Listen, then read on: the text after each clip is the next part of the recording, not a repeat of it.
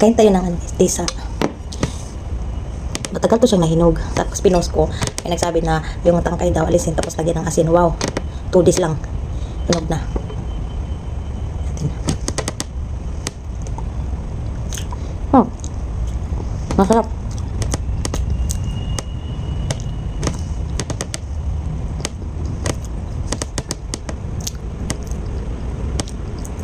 Para siyang kamuti. Yung iba ayaw nito. Kasi daw para daw dumi ng bata.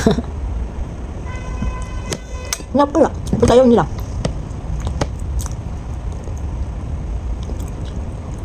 Tapos ano siya, nabiyak siya. No? Nagulit. Pumutok siya nung hinog na. Yan, mag-shout out na tayo habang makain. Shout out sa mga ang support na.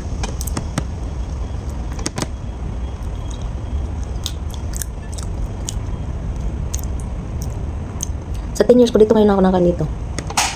Nakita ko sa palengke. Binili ko. Ano to? 50 pesos ang isa. Mahal no? Samantalang sa atin. Kunin na natin sa puno.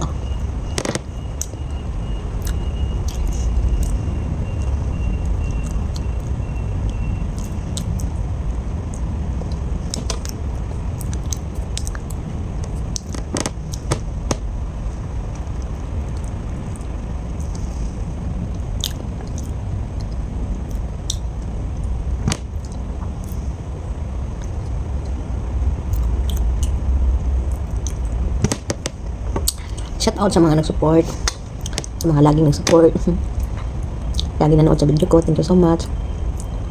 Sa mga hindi pa nag-subscribe naman kayo eh. Thank you so much.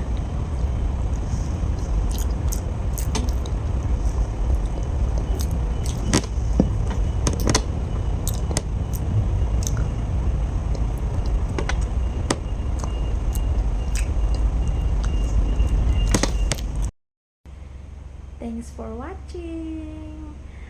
Like and comment and share. Bye.